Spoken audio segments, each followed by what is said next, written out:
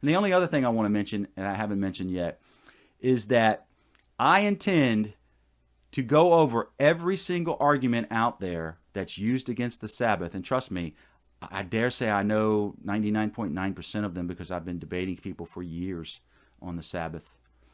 And they have a limited amount. I like to call them talking points. Okay, there's a limited amount. They all sound like broken records.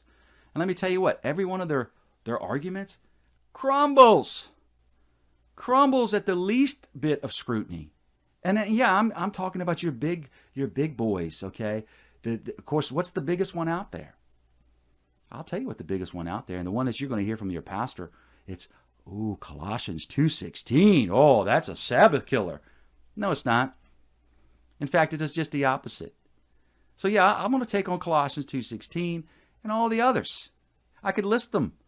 Romans 14:5, Acts 27, 1 Corinthians 16:2, Galatians 4, Hebrews 3 and 4. I mean, the list goes on, but it's a limited list.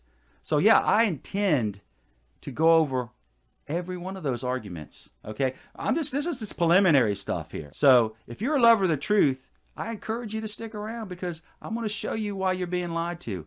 I'm going to show you why all these so-called arguments that your pastor gets up there and cites to you completely out of context crumble at scrutiny. But then again, that's the whole problem. You, like I said in the beginning of the video, the typical Christian doesn't scrutinize a thing.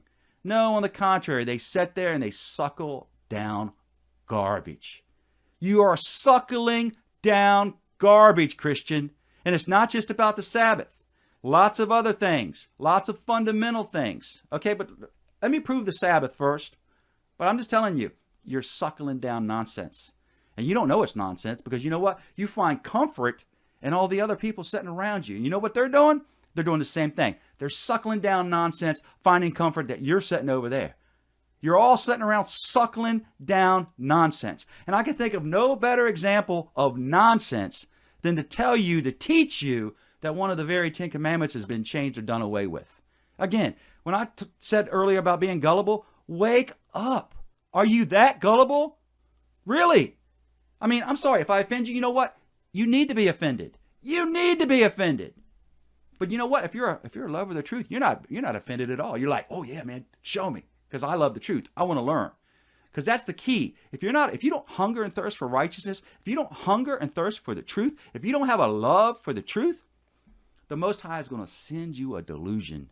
And he's going to deliver it from your pastor. So if you don't love the truth, you've probably already turned this off. You know what? You don't want to hear the truth. But if you want to hear the truth, I encourage you to stick around. And in fact, we're going to talk about a truth right now that you've probably never heard, and that's when the Messiah